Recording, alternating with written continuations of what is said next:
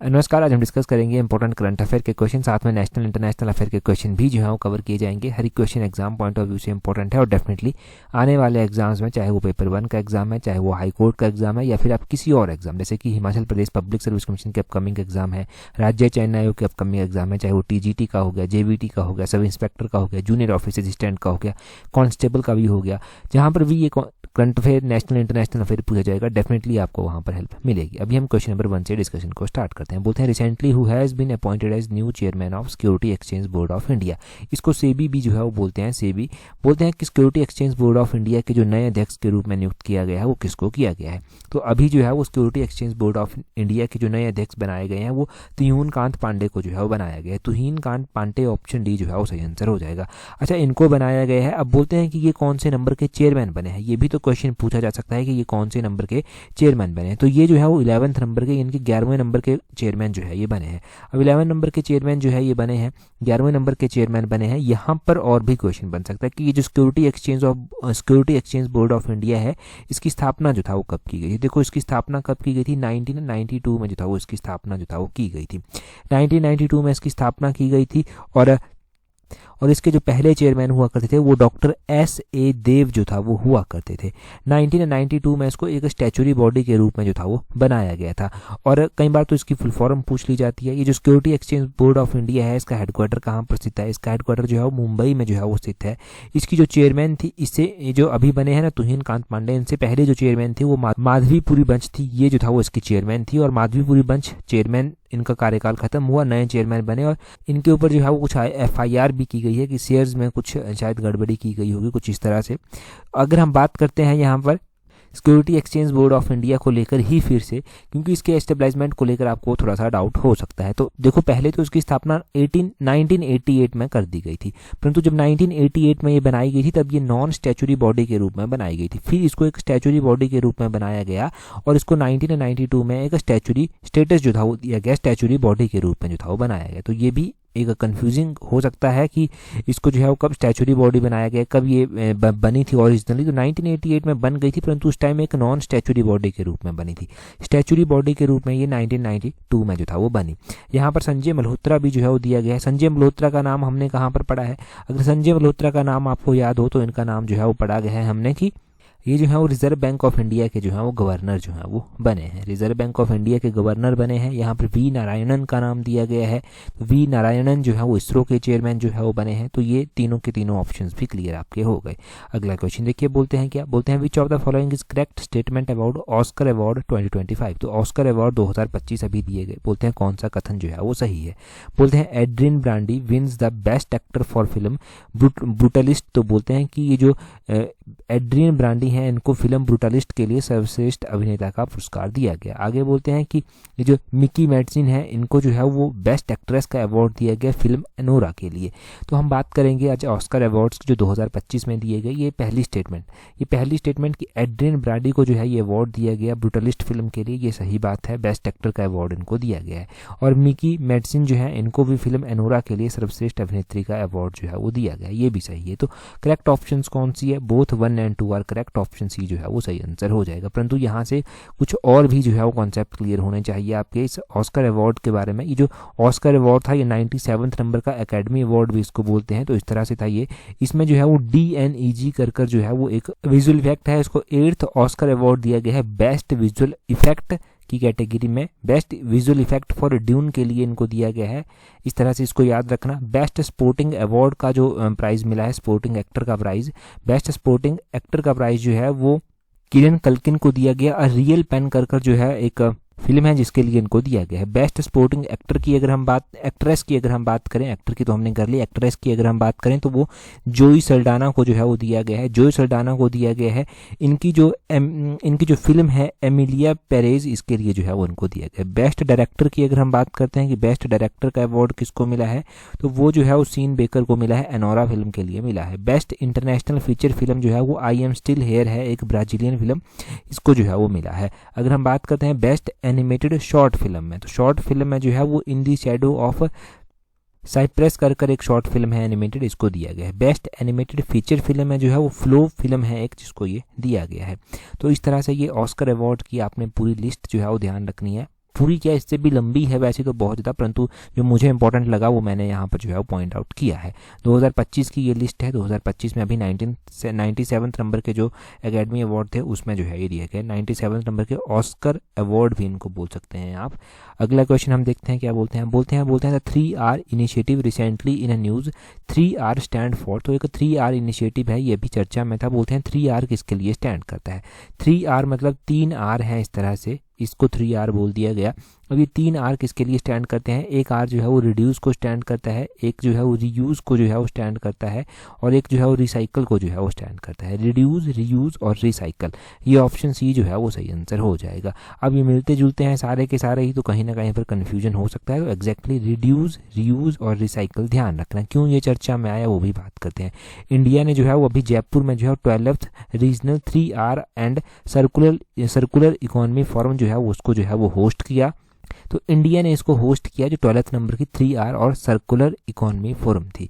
और कहाँ पर किया गया, राजस्थान जयपुर में जो था वो इसको किया गया, और मार्च 3 से मार्च 5 2025 के बीच में हुई। इस इवेंट की जो थीम रखी गई थी वो रखी गई थी realising circular societies towards achieving SDGs and carbon neutrality in Asia Pacific. चलो इतनी इंपॉर्टेंट तो थीम है नहीं, परंतु फिर भी एक बार पढ़ी हो तो कहीं ना कहीं पर पूछ ली जाए, गलती से अगर एग्जाम है तो आप ठीक कर देंगे। बोलते हैं इसको एस्टेबलाइज कब किया गया था। इसको एस्टेबलाइज किसके द्वारा किया गया था और कब किया गया था। इसको establish United Nation Centre for Regional Development UNCRD के द्वारा 2009 में किया गया था। द रीजनल 3R और सर्कुलर इकोनॉमी फोरम जो है ये अलग अलग एशिया की जो कंट्रीज़ हैं उनको एक प्लेटफॉर्म प्रोवाइड करवाती है ताकि वो 3R के कॉन्सेप्ट के ऊपर जो है बात कर सकें, अपनी पॉलिसीज़ जो हैं वो एक दूसरे के साथ शेयर कर सकें। और ये लास्ट फोरम जो था वो 2023 में कंबोडिया में हुई थी। उससे पहले 2018 में जो था वो इसको इंडिया ने ही होस्ट किया था, और उस टाइम इंडिया के इंदौर में जो था वो होस्ट किया गया था। शायद 2017-18 के करीब ऐसा ही क्वेश्चन एक HAS में भी पूछा गया था, परंतु पता नहीं क्या क्वेश्चन था एग्जैक्टली तो मुझे ध्यान नहीं, परंतु पूछा गया था एक ऐसा ही क्वेश्चन वहाँ पर भी।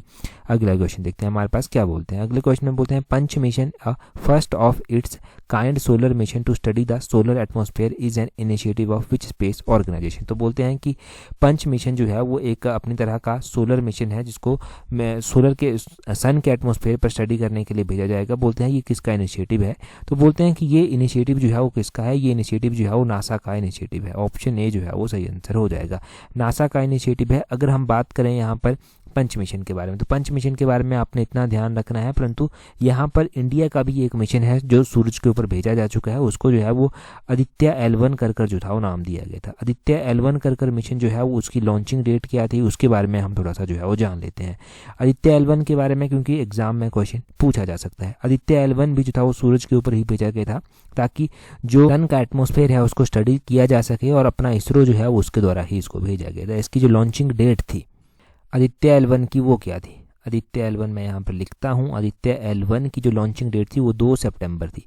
2 सितंबर 2023 को जो था वो इसको लॉन्च किया गया था, और इसरो ने इसको जो था वो सतीश धवन स्पेस सेंटर से जो था वो लॉन्च किया था। और कई बार तो सिंपल क्वेश्चन बन जाता है कि सतीश धवन स्पेस सेंटर है कहाँ पर स्थित। तो ये श्रीहरिकोटा में स्थित है। श्रीहरिकोटा कहाँ पर पड़ता है, ये आंध्र प्रदेश में जो है वो पड़ता है, यहाँ पर जो है ये स्थित है। अब दूसरा क्वेश्चन ये बनेगा यहाँ पर कि ये पहुँचा कहाँ पर जाकर, और इसकी डेट है जनवरी 6 2024। ये जनवरी 6 2024 भी आपने ध्यान रखना है, ठीक है। तो आदित्य L1 क्लियर हो गया आपका। पंच मिशन जो है वो जो नासा का मिशन है पंच मिशन, वो भी जो है वो साथ में क्लियर हुआ। अभी हम अगले क्वेश्चन की ओर जो है वो बढ़ेंगे। नेक्स्ट क्वेश्चन में देखते हैं हमसे क्या पूछा गया है। नेक्स्ट क्वेश्चन में बोलते हैं recently who has became the first Indian women to cross 16 metre in indoor shotput. तो बोलते हैं कि हाल ही में इंडोर शॉर्टपुट में जो है वो 16 मीटर पार करने वाली पहली भारतीय महिला कौन बनी है। तो इंडोर शॉर्टपुट में जो है वो अभी 16 मीटर पार करने वाली जो पहली महिला बनी है वो बनी है कृष्णा जयशंकर। इनका नाम ध्यान रखना है। ये पहली भारतीय महिला बनी है जिन्होंने इंडोर शॉर्टपुट में जो है वो 16 मीटर को जो है वो पार किया है। अब देखो ऐसा कोई भी इवेंट होता है जिसमें महिलाएं कोई स्पेसिफिक रूप से अचीवमेंट जो है वो लेती हैं, तो उनके लिए ये बहुत इंपॉर्टेंट हो जाता है, और कमीशन खासतौर पर फोकस करता है ज़्यादा से ज़्यादा किस तरह के क्वेश्चन जो है वो पूछे जाएं। इस तरह के क्वेश्चन बहुत ही कम चांसेस होते हैं कि कमीशन के द्वारा मिस किए जाएं। अब यहाँ पर हम कुछ और भी महिलाओं के बारे में जानते हैं जो खेल से जुड़ी हुई हैं, परंतु उससे पहले देखिए, अगर आप तैयारी कर रहे हैं पेपर 1 के लिए, अपकमिंग हाई कोर्ट के एग्जाम के लिए, या फिर Himachal Pradesh public service commission के पेपर 1 जैसे कि जूनियर ऑफिस असिस्टेंट का भी आ रहा है, या फिर और भी आएंगे, या फिर राज्य चयन आयोग के किसी और एग्जाम के लिए जैसे कि TGT, JVT, या फिर आप सब इंस्पेक्टर कांस्टेबल जैसे किसी एग्जाम के लिए तैयारी कर रहे हैं, तो आप हमारी कॉम्प्रिहेंसिव टेस्ट सीरीज को टाइमली ज्वाइन कर सकते हैं और अपनी स्टडी को एक अच्छी शेप दे सकते हैं। अभी तो आपके पास एनफ टाइम है इस टेस्ट सीरीज को प्रैक्टिस करने का, क्योंकि टेस्ट सीरीज को एक बार पढ़ लिया वो एनफ नहीं है, इसको बार बार अगर आप पढ़ेंगे तभी इसका बेनिफिट आपको मिलने वाला है और तभी आप खुद को इम्प्रूव भी कर पाएंगे। तो ये सही टाइम है इसको ज्वाइन करने का। टेस्ट सीरीज के स्लॉट 2 का लिंक नीचे डिस्क्रिप्शन बॉक्स, कमेंट बॉक्स में दिया गया है, आप वहां पर जाकर खुद को रजिस्टर कर सकते हैं, क्योंकि स्लॉट 1 फुल हो चुका है। तो स्लॉट 2 में आप जाकर ज्वाइन कर लीजिए। अब देखो, ये टोटली डिपेंड आपके ऊपर करता है कि आप अपना जो टाइम है उसको किस तरह से यूटिलाइज जो है वो करते हैं। अब हम बात कर रहे थे कि कुछ ऐसे ही इम्पॉर्टेंट इवेंट्स जो महिलाओं के लिए इम्पॉर्टेंट हैं, महिलाओं के द्वारा कुछ ना कुछ इम्पॉर्टेंट अचीवमेंट्स हासिल की गई हैं। तो BBC Indian sports women of the year 2024 का अवार्ड जो है वो किसको दिया गया है? वो मनु भाकर को दिया गया है। वो हमने P22 वाली सीरीज में पढ़ा था, पार्ट 22 वाली सीरीज में हमने पढ़ा था BBC Indian sports women of the year 2024, तो वो मनु भाकर को दिया गया है। उस तरह से ही हमने जो था वो अवानी लेखारा का नाम भी पढ़ा था, अवनी लेखारा का नाम, इनको BBC para sports women of the year का अवार्ड जो है वो दिया गया है। BBC emerging player of the year का अवार्ड किसको दिया गया है? तो आर्चर है एक शीतल देवी को जो है ये दिया गया है। और मिथाली राज को भी सम्मानित किया गया है BBC life time achievement award से। और मिथाली राज जो है वो इंडियन जो है वो क्रिकेट, जो वुमेन क्रिकेट की कैप्टन रह चुके हैं, सबसे लॉन्गेस्ट टाइम के लिए ये रही थी, 2004 से 2022 तक ये रही थी। तो इस तरह से ये अवार्ड हैं BBC के अलग अलग, जो हमने P22 पार्ट में पढ़े थे। P22 की PDF भी टेलीग्राम पर सेंड कर दी गई है। तो इन अवार्ड्स के बारे में पता चल गया। साथ में ही अगला क्वेश्चन देखते हैं हमारे पास क्या है। बोलते हैं World Civil Defence Day is celebrated annually on. तो बोलते हैं कि ये वर्ल्ड सिविल डिफेंस डे मनाया जाता है, ये प्रत्येक वर्ष कब मनाया जाता है? तो विश्व नागरिक रक्षा दिवस जो है वो प्रत्येक वर्ष मार्च महीने की 1 तारीख को ही मनाया जाता है। ऑप्शन ए जो है वो सही आंसर है।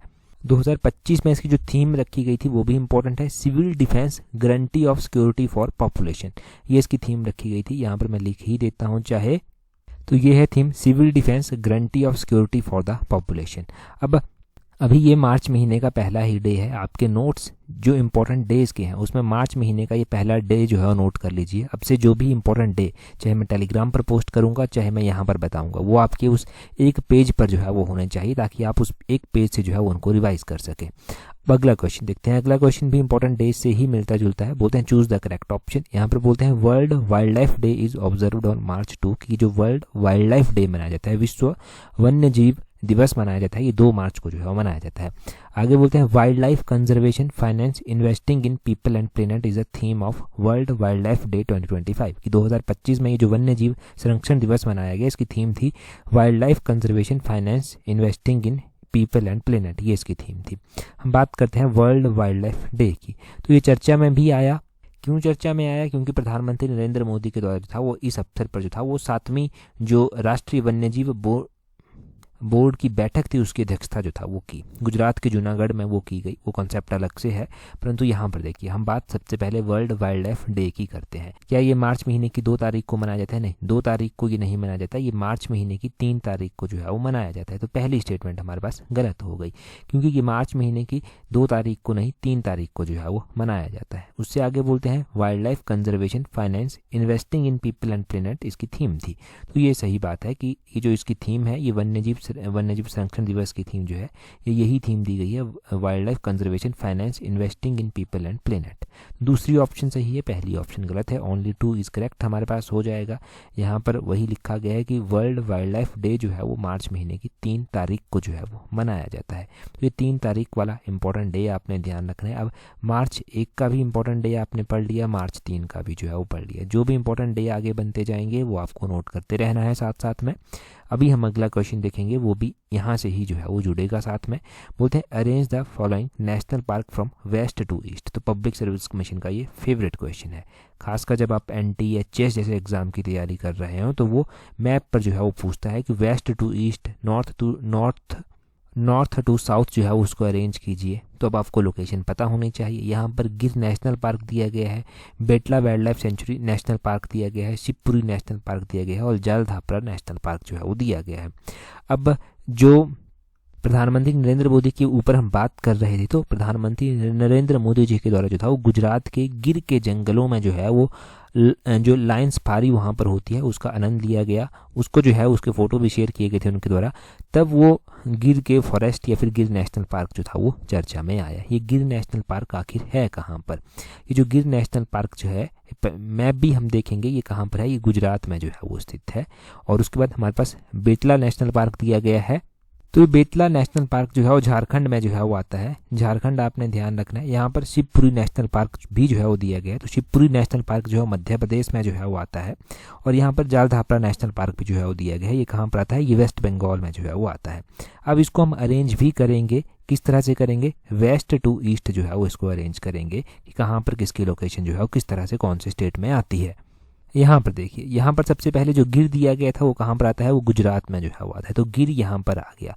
हमारे पास डायरेक्शंस भी हम बना लेंगे यहाँ पर कि किस तरह से हमको अरेंज करना है। तो हमारे पास इस तरह से है, ईस्ट, वेस्ट, साउथ और नॉर्थ। तो हमें वेस्ट से इस तरह से चलना है, वेस्ट से ईस्ट की ओर जो है वो चलना है। सबसे पहले आ गया हमारे पास गिर नेशनल पार्क। फिर हमारे पास एक मध्य प्रदेश में भी दिया गया था। मध्य प्रदेश में जो था वो शिवपुरी जो था वो दिया गया था। शिवपुरी जो था वो मध्य प्रदेश में आता है। तो पहले तो आ जाएगा गुजरात, फिर आ जाएगा मध्य प्रदेश। तो गुजरात हमारे पास था पहले ऑप्शन पर। पहले के बाद जो ये मध्य प्रदेश वाला था शिवपुरी, ये हमारे पास तीसरे ऑप्शन पर था। तो तीसरा आ जाएगा। उसके बाद हमारे पास एक था कि जो झारखंड में भी आता है और एक था वेस्ट बंगाल का। झारखंड का जो था हमारे पास दिया हुआ उसका नाम था बेतला। बेतला जो था वो दूसरे नंबर पर जो है वो आता है। तो दूसरा यहाँ पर आ जाएगा। ये झारखंड है, यहाँ पर बेतला आता है। फिर उसके बाद वेस्ट बंगाल का दिया गया था। वेस्ट बंगाल का हमारे पास जलधापरा सेंचुरी दी गई थी, जलधापरा नेशनल पार्क सेंचुरी। तो वो चौथे नंबर पर जो है वो आती है। तो पहला, तीसरा, दूसरा, चौथा इस तरह से सही हो जाएगा। यहाँ पर आप स्टेट देख लीजिए, बिल्कुल इस तरह से सीक्वेंस जो है वो इसका बनाया गया है। तो पहला, तीसरा, दूसरा, चौथा कर जो है वो सही आंसर है। यहाँ पर पहला, तीसरा, दूसरा, चौथा, ऑप्शन सी जो है वो सही आंसर हो जाएगा।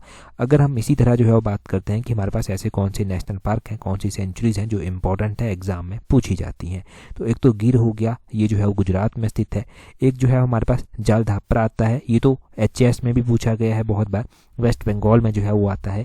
एक इसी तरह का जो है वो वेस्ट बंगाल में और भी जो है वो आता है। उसका नाम क्या है? उसका नाम है न्योरा वैली नेशनल पार्क। ये न्योरा वैली नेशनल पार्क, ये भी जो है वेस्ट बंगाल में आता है। फिर हमने बात की मध्य प्रदेश के शिवपुरी की। मध्य प्रदेश में जो है वो कान्हा नेशनल पार्क भी जो है वो आता है। शिवपुरी नेशनल पार्क भी जो है वो मध्य प्रदेश में ही आता है। मध्य प्रदेश के बाद हमने जो था वो बेतला नेशनल पार्क की बात की थी। जो बेतला नेशनल पार्क है ये झारखंड में आता है। झारखंड में जो है वो एक और नेशनल पार्क आता है जिसका नाम है हजारीबाग नेशनल पार्क। तो वो भी ध्यान रखना है झारखंड का। हजारीबाग नेशनल पार्क झारखंड में आता है। एक पालामाऊ टाइगर प्रोजेक्ट वहाँ पर आता है, पालामाऊ टाइगर रिजर्व कर वो भी जो है वो झारखंड में ही जो है वो आता है। अब हम पूरे अगर देखेंगे कि हिमाचल में कितने नेशनल पार्क आते हैं तो वो आप कमेंट कर बता देंगे कि हिमाचल में कितने नेशनल पार्क आते हैं और उनके क्या क्या नाम है। इंडिया के ही मैं और भी बता देता हूँ, जैसे कि खजीरंगा नेशनल पार्क असम में आता है, मानस नेशनल पार्क असम में आता है, Jim Corbett national park Uttarakhand में जो है वो आता है, दुधवा नेशनल पार्क जो है वो उत्तर प्रदेश में जो है वो आता है, सरिस्का टाइगर रिजर्व जो है ये जो है वो राजस्थान में आता है, रणथंबोर नेशनल पार्क भी है, ये भी राजस्थान में ही आता है, और एक जो है वो हमारे पास नामधापा नेशनल पार्क है, नामधापा नेशनल पार्क अरुणाचल प्रदेश में आता है, नोक्रेक नेशनल पार्क है, नोक्रेक नेशनल पार्क जो है ये मेघालय में आता है। साइलेंट वैली नेशनल पार्क बहुत बार एग्जाम में पूछा गया है, silent valley national park Kerala में आता है, और valley of flower national park भी आता है। Valley of flower national park जो है वो उत्तराखंड में आता है। तो इस तरह से ये अलग अलग नेशनल पार्क हैं जिनकी लोकेशन अलग अलग हैं, उनको आपने ध्यान रखना है। हमने जो है वो वाइल्ड लाइफ डे भी पढ़ा कि वो कब मनाया जाता है, ठीक है जी। तो ये हमारा यहाँ से क्लियर होता है। इतने कॉन्सेप्ट तो एटलीस्ट क्लियर होने ही चाहिए आपके यहाँ से, ठीक है। अब हिमाचल वाला जो क्वेश्चन था वो आप कमेंट कर जो है उसका आंसर बताएंगे। यहाँ पर क्या बोलते हैं, अगले क्वेश्चन में बोलते हैं Srisailam left bank canal is situated in which state of India. ये श्रीशैलम लेफ्ट बैंक कैनाल है, ये बोलते हैं कि किस राज्य में स्थित है। तो ये जो श्रीशैलम लेफ्ट बैंक कैनाल है ये तेलंगाना में स्थित है। ऑप्शन बी सही आंसर है। क्यों ये चर्चा में आई, क्यों हम डिस्कस कर रहे हैं, इसका चर्चा में आने का रीज़न बहुत ही जो है वो चिंतनीय भी है क्योंकि 22 फरवरी 2025 को जो था वो क्या हुआ कि कुछ लोग जो था वो अपने रूटीन काम पर जा रहे थे और इस टनल में जो था वो काम चला हुआ था। ये जो श्री सलम लेफ्ट बैंक कैनाल है यहाँ पर काम चला हुआ था और अचानक से जो है वो उस लेफ्ट बैंक कैनाल का जो है वो जो टनल थी ना, एक ये टनल थी एक्चुअली में, लेफ्ट बैंक कैनाल टनल है ये टनल है एक, और इसमें क्या होता है कुछ पोर्शन धंस जाता है। अब धंस जाता है तो 8 लोग जो हैं वहाँ पर फंस जाते हैं, 8 लोग फंस जाते हैं और अभी तक उनके साथ नहीं कांटेक्ट हो पाया। अभी तक तो रेस्क्यू ऑपरेशन ही चल रहा है। तो आज तारीख देख लीजिए क्या है, 22 फरवरी को ये इंसिडेंस हुआ था। तो चिंतनीय विषय है कि अभी तक उनके साथ कांटेक्ट भी नहीं हो पाया है। आपको पता है कि एक छोटे से कमरे के अंदर ही आपको बंद कर दिया जाए और दिन भर एक लाइट भी ना, एक लाइट की किरण भी वहाँ तक ना पहुँचे तो कितनी घुटन हो जाएगी। वो बेचारे तो कहाँ पर जाकर फंसे होंगे अभी तक। और ये जो श्री सलम लेफ्ट बैंक कैनाल है ना, ये तेलंगाना के नगर कुरनूल डिस्ट्रिक्ट में जो है वो स्थित है और यहाँ पर ही हमें आसपास जो है वो एक अमराबाद टाइगर रिजर्व भी देखने को मिलता है। तो वो अमराबाद टाइगर रिजर्व भी जो है वो इम्पोर्टेंट हो गया जीके पॉइंट ऑफ व्यू से, अमराबाद टाइगर रिजर्व। तो अब आपको रीज़न भी पता चल गया कि क्यों ये लेफ्ट बैंक कैनाल टनल जो था वो चर्चा में थी, है ना, और आपको अमराबाद टाइगर रिजर्व के बारे में भी पता चल गया। इतना ही हम यहाँ से याद रखेंगे, बहुत ज़्यादा डेप्थ में नहीं जाएंगे। अगला क्वेश्चन देखिए, अगले क्वेश्चन में क्या बोलते हैं। अगले क्वेश्चन में बोलते हैं how many recognised languages are there in India. तो बोलते हैं कि भारत में कितनी मान्यता प्राप्त भाषाएं हैं। अगर हम बात करते हैं भारत की कि भारत में कितनी रिकॉग्नाइज्ड लैंग्वेजेस हैं, कितनी मान्यता प्राप्त भाषाएं हैं, तो भारत में 22 मान्यता प्राप्त भाषाएं हैं। ऑप्शन डी सही आंसर हो जाएगा। अब जब हमारा कॉन्स्टिट्यूशन बना था ना, तो उस टाइम सिर्फ 14 लैंग्वेजेस जो था वो रिकॉग्नाइज्ड थी, परंतु उसके बाद कुछ और लैंग्वेजेस जो था वो ऐड की गई और अब टोटल जो है वो 22 रिकॉग्नाइज्ड लैंग्वेजेस जो है वो हमारे इंडियन कॉन्स्टिट्यूशंस में जो है वो हो गई हैं। इंडियन कॉन्स्टिट्यूशन का कौन सा शेड्यूल है जो इन भाषाओं से जो है वो डील करता है, तो 8th शेड्यूल इंडियन कॉन्स्टिट्यूशन का ऐसा है। नेशनल इंटरनेशनल जीके में ये क्वेश्चन बहुत ज़्यादा इंपॉर्टेंट है कि इंडियन कॉन्स्टिट्यूशन में कौन सा शेड्यूल ऐसा आता है जो भाषाओं के साथ डील करता है, तो वो 8th शेड्यूल जो है वो आता है। हमारे पास जो भाषाएँ आती हैं उसमें कौन कौन सी आती हैं, पहले मैं वो बताता हूँ और उसके बाद एक इंपॉर्टेंट फैक्ट भी बताऊंगा आपको। असम की जो भाषा है असमीज वो है, बंगाली है, बोडो है, डोगरी है, गुजराती है, हिंदी है, कन्नड़ा है, कश्मीरी है, कोंकणी है और यहाँ पर मैथिली भाषा है, यहाँ पर मलयालम भाषा है, मणिपुरी भाषा है और मराठी भाषा है, नेपाली है, उड़िया है, पंजाबी है, संस्कृत है, संथाली भाषा है, सिंधी भाषा है, तमिल भाषा है, तेलुगु भाषा है, उर्दू भाषा है। ये भाषाएं जो हैं वो रिकॉग्नाइज्ड हैं। इस 22 शेड्यूल में 22 लैंग्वेजेस जो हैं वो आती हैं। 8th शेड्यूल में जो है ये सारी की सारी आती हैं। अगर आपने बिल्कुल ध्यान से सुना होगा जो भाषाएं मैंने बोली, तो वो आपने सुना होगा कि इंग्लिश भाषा का मैंने जिक्र किया ही नहीं, क्योंकि इंग्लिश ना इस 22 से लैंग्वेजेस में आती ही नहीं है। तो इंग्लिश क्या 8th शेड्यूल में आती है? इंग्लिश 8th शेड्यूल में नहीं आती। ये इंपॉर्टेंट पॉइंट है। इंग्लिश जो है वो 8th शेड्यूल में नहीं आती है। और अगर हम बात करते हैं हिंदी की, तो हिंदी तो आती है, हमारी जो संस्कृत है वो भी आती है, पंजाबी भी आती है, नेपाली भी आती है, मराठी, उड़िया, मणिपुरी, मलयालम, मैथिली, तमिल, तेलुगु, उर्दू, ये सारी भाषाएं बहुत सारी आती हैं। डोगरी इनफैक्ट आती है यहाँ पर, परंतु ये इंग्लिश भाषा जो है वो यहाँ पर इन 22 लैंग्वेजेस में नहीं आती। इंडियन कॉन्स्टिट्यूशन के एक और इसी तरह शेड्यूल का क्वेश्चन तो हो गया, परंतु कौन सा पार्ट जो है वो लैंग्वेजेस के साथ डील करता है। तो इंडियन कॉन्स्टिट्यूशन का अगर हम पार्ट देखेंगे तो इंडियन कॉन्स्टिट्यूशन का पार्ट नंबर 17 जो है वो आ जाता है। ये पार्ट नंबर 17 जो है वो किसकी बात करता है? ये ऑफिशियल लैंग्वेजेस की जो है वो बात करता है। ऑफिशियल लैंग्वेजेस की बात करता है पार्ट नंबर 17 इंडियन कॉन्स्टिट्यूशन का। तो ये आप यहाँ पर ध्यान रखना आप सारा। अगला क्वेश्चन देखिए, अगला क्वेश्चन क्या है आपके लिए। बोलते हैं ना जन धन योजना was launched in which year. तो बोलते हैं कि ये जो जन धन योजना थी ये कब लॉन्च की गई थी। अगर आपने पेपर 1 देखा हो, पैटर्न देखा हो, लेटेस्ट पैटर्न, तो उसमें कोई ना कोई योजना ज़रूर पूछी जाती है। तो इससे पिछला जो एडिशन था हमारा इस उत्तीर्ण सीरीज़ का, उसमें हमने शायद तीसरा, चौथा, 5वां क्वेश्चन डिस्कस किया होगा। और जल्दी से अभी आप कमेंट कर बताएंगे कि ये जन धन योजना जो था वो कब लॉन्च की गई थी। अगर टेलीग्राम पर आपने ज्वाइन नहीं किया, जहाँ पर इनकी PDF भी आपको मिल जाएगी, टेलीग्राम पर ज्वाइन करने के लिए अपने टेलीग्राम से @allexam31 इस तरह से सर्च करना, आपको हमारा टेलीग्राम चैनल भी मिल जाएगा। टेलीग्राम पर ज्वाइन कर लीजिए। और आज की इस वीडियो में इतना ही है। That's all for today. Thank you very much for watching and listening it very patiently.